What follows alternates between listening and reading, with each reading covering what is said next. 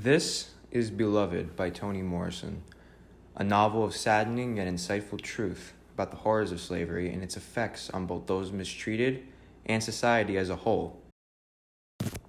We arrive in Cincinnati, Ohio, in the year 1873, at a house called 124, which is the home of a mother named Sethi and her daughter Denver. While the house was once home to other family members like baby Suggs and other runaway slaves, the house was left to them too for now. But spirits still roamed, including Sethi's oldest daughter who died at a young age. Shortly after, a man named Paul D., who once worked on the same slave plantation as Sethi, arrived at 124, rid the house of the spirit that haunted them, and began living with them. It wasn't until they came back from a festival that Denver finally accepted to trust Paul D. However, upon their return from the festival, they found a young and ill-looking woman who was named Beloved.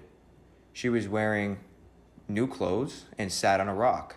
Beloved was cared for at 124, and Sethi, who usually finds personal torment from retelling stories of the past, was open to telling Beloved the stories of slavery.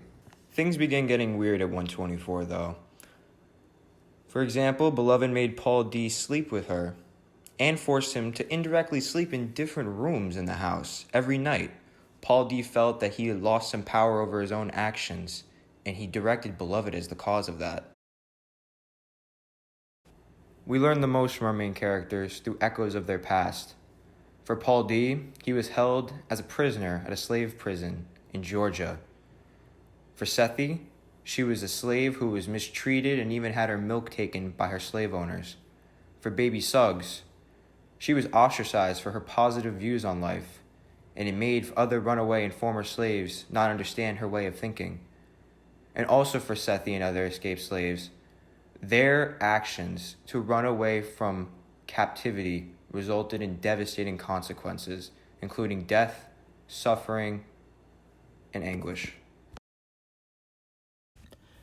Sethi, Denver, and Beloved all go ice skating, have a good time, have laughs, come back to 124, and sit in front of the fire.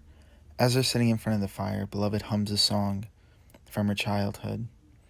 However, this song was sung by Sethi to all her children.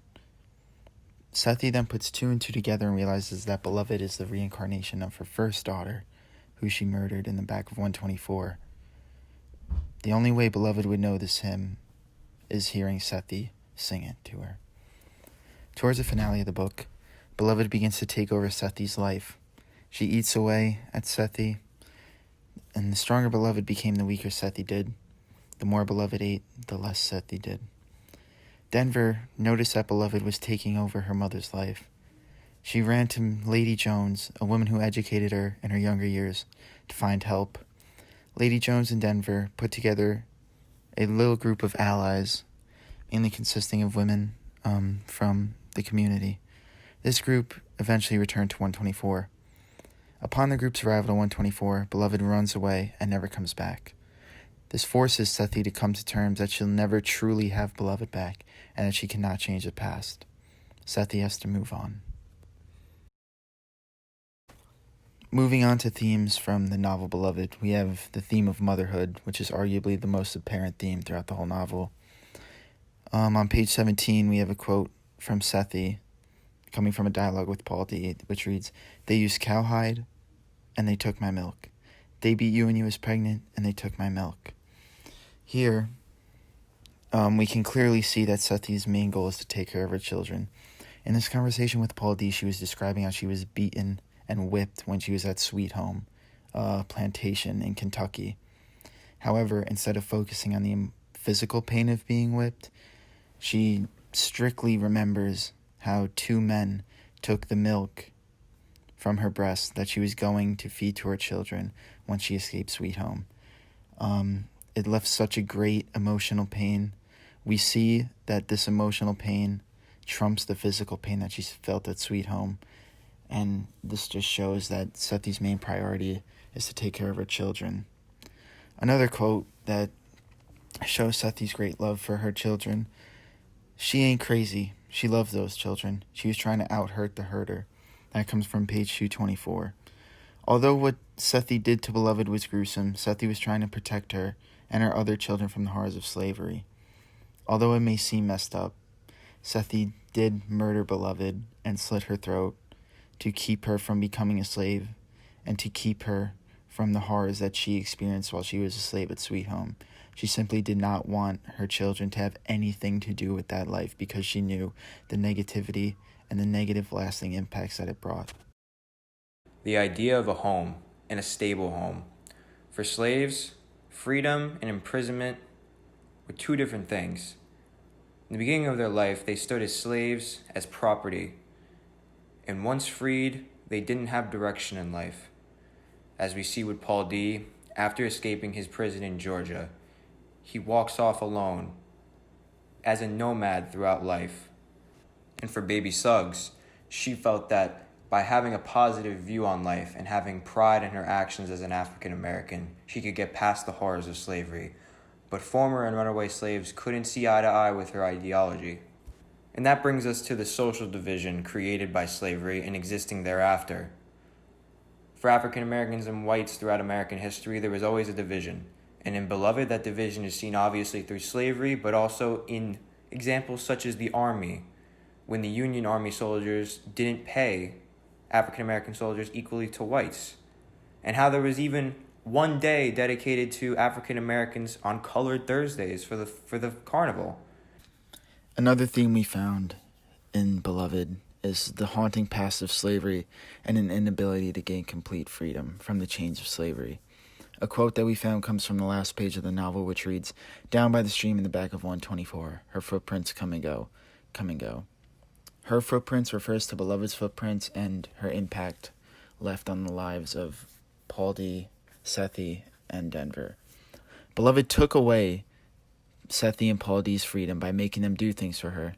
Denver's personal freedom was also taken away because she feels that her life is useless without Beloved.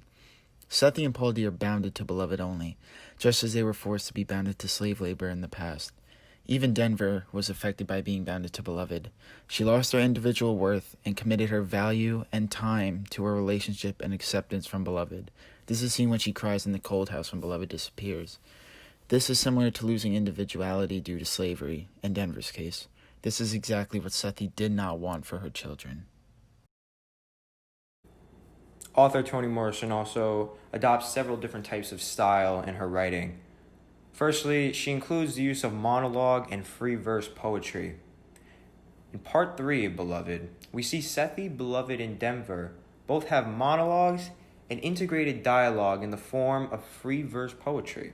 For Beloved's monologue, there lacks punctuation like periods in normal structure. And based on what we can observe from this seems to be a symbol of slavery's painful memories that will never go away in the hearts and minds of those affected. Also, in the dialogue between these three characters, we see free verse poetry in chapter 23. While this is simple, it's also insightful information, including the thoughts, feelings, and relationship structures of our three characters, Sethi, Beloved, and Denver. While it's structured like a poem, it's not rhyming. And as stated prior, the use of exposition and background information on these characters by referring to their past provide us more information and insight on exactly who these people are. And we include this in style because it's not only one part of our story, it's almost most of the story. Because without this exposition referring to the past, we wouldn't have as complex and effective of a story. Continuing with the idea of style, we come across personification. Mainly, this is seen in Beloved, a main character in the novel, who personifies the hauntings of slavery felt by all slaves. Specifically, in her monologue, Beloved discusses dead faces without bodies, and bodies piled on top of bodies in the sea. To me, this calls to mind the Middle Passage, which was a voyage across the Atlantic Ocean made by slaves from the west coast of Africa to the east coast of North America and to the colonies. During this Middle Passage, slaves were malnourished, mistreated, tried to rebel unsuccessfully. Some were killed, some even committed suicide. It's one of the most gruesome parts of slavery, and Beloved's monologue is a callback to that and personifies the horrible conditions and the feelings of slaves on the Middle Passage itself. Now, moving on to narration, the novel is mostly told from a third-person, omniscient point of view. This allows the reader to fully understand the thoughts and feelings of each character throughout the story. This ties in with the idea of the monologue as well. Those are when it's first person, and still that deepens our insight into the thoughts and feelings of each character. But it's mostly told from a third-person, omniscient point of view, and we receive information through background stories, exposition, through dialogue, and from the characters' words themselves. In my opinion, Morrison's book Beloved should be read by all those given the opportunity to read it. Throughout the book, characters are developed extremely well, whether it is through background information, personal relationships, or through the introduction of another character, for example, Beloved. Not only is it a good story, but it is also an excellent work depicting the horrors of slavery. Although some slavery books talk about the immediate effects of slavery, Morrison's novel discusses how the experience of slaves deeply impact them throughout the remainder of their lives. Beloved gives immense insight into the true lasting impact of slavery, physically and emotionally. It draws readers in with a sense of love, family, and community, but also depicts the evils of the world. Would I recommend Beloved, and why? Yes, I would recommend this book, because it provides readers with actual perspectives into terrible truths of slavery.